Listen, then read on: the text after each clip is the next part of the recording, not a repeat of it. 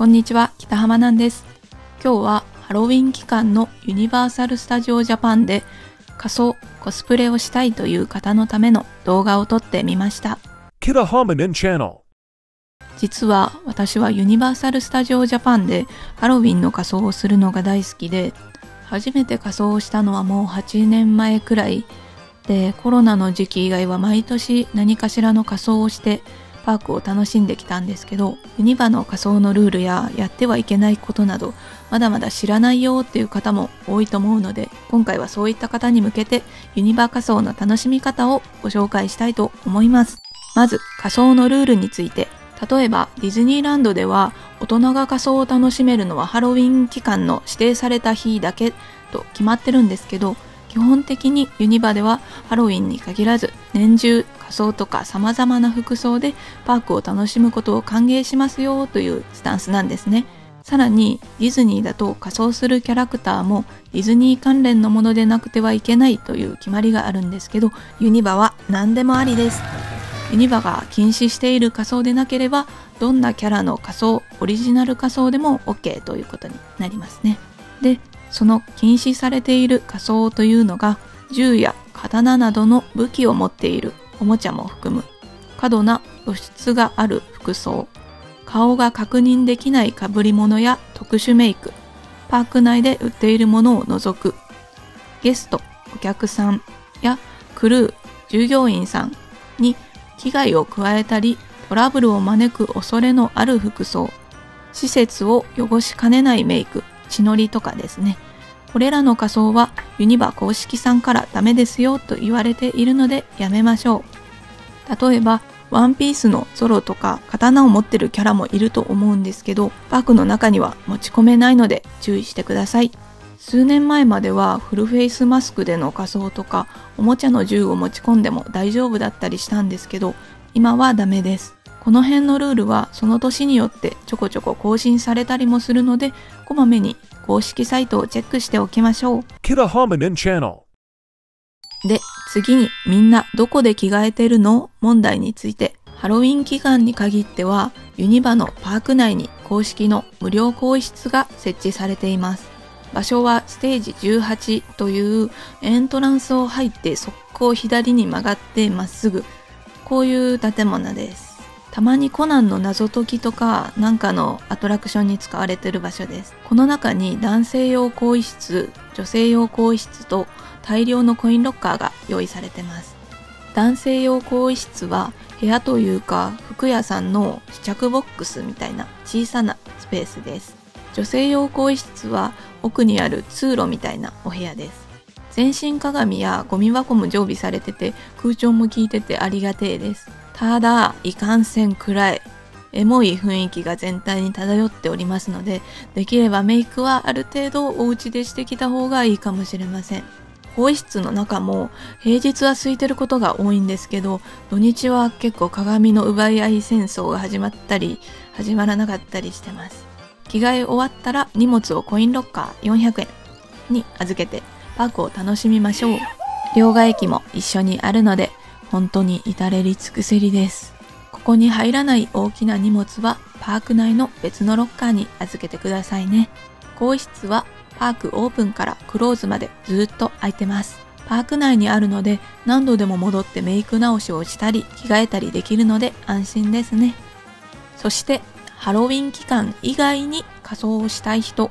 暗いところでメイクするの不安だわという人はパークの外、ユニバーサルシティウォーク大阪の中に有料の更衣室&メイクルームがあります。ここは昔に1回利用したことがあるんですけど、更衣室は服屋さんのちょっと大きめの試着室くらいのスペースにグループごとに入りました。この時3人で1部屋を利用したのでちょっと狭かったです。でもメイクルームはかなり快適で、椅子と机と女優鏡がずらーっと並んでるっていう豪華な作りでしたね。コスメグッズとかヘアアイロンなども置いていたかと思います。利用料金が1人500円で再入場も可能。有料のコインロッカーもあります。再入場可能なので途中でメイク直しとか衣装替えに戻ってこられるのが熱いですね。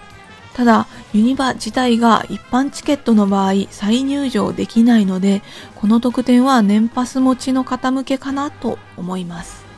それ以外で言うと、近隣のホテルや自分の車で着替えてパークインしておられる方が多いかと思います。絶対にダメなのはトイレで着替えやメイクをすること。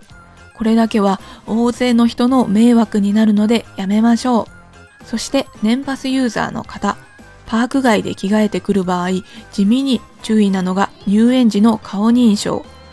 年パスって最初に自分の顔写真を登録するんですけど、あまり元の顔と違いすぎるメイクをした場合、入場するときにクルーさんが困っちゃったりすることもあるので注意しましょう。Kita Hominin Channel。次に仮装するにあたって特に注意しなければならない持ち込み禁止物について、コスプレイベントではキャリーバッグに衣装を入れてガラガラーと引いてくるのが結構一般的ですけど、パークの中にはキャリーバッグの持ち込みがそもそもできません。なので、パーク内の更衣室を利用したい人は大きいリュックやビニールバッグなど畳めるカバンに入れてくることをお勧めします。また、先ほども少し触れたんですが、刃物や火薬類、武器や凶器はおもちゃであっても持ち込み不可です。手錠や水鉄砲、ヘルメットもダメです。他のゲストを怖がらせたり、怪我をさせてしまいかねないものはやめておきましょう。他には飲食物も基本的にダメです。500ミリのペットボトル1本までは大丈夫なんですけど、おにぎりとかお菓子は小道具であっても持ち込みできません。あとカメラ用1脚、3脚、自撮り棒も持ち込み不可です。伸びないタイプの手のひらに収まるハンドサイズのものに限り、頭を越えない範囲で片手での利用が可能です。このあたりのものですね、こっそり持ち込もうとしていても入り口でがっつり荷物検査があるのでバレます。関係ないけど、縫いとか持っていくとき荷物検査でバリバリ見られるのでちょっと恥ずかしいです。また、仮装を楽しむ上で絶対やってはいけないことがあります。クルーやエンターテイナーへのなりすましや危険行為、迷惑行為、他のゲストの迷惑となる撮影や場所の占領、トイレで着替えやメイクをすること、ゾンビや幽霊などの恐怖感を与える仮装やグロテスクな仮装のままファミリーエリア、ユニバーサルワンダーランドやミニオンパークに入ること。これらは公式ルールで禁止されています。せっかく仮装してきたんだし、いいロケーションで映える写真を撮りたいとか、他のゲストさんに写真を頼まれたりすることもあると思うんですけど、周りにもいろんな年齢のたくさんのゲストさんがいらっしゃるので、迷惑にならないかどうか注意しながら行動していくのが大事かなと思います。Kita Hominin Channel。そして仮装をしながらアトラクション楽しめるの問題について。基本的にどのアトラクションも仮装しながら楽しむことができるかと思います。ただ、ウィッグを着用している場合、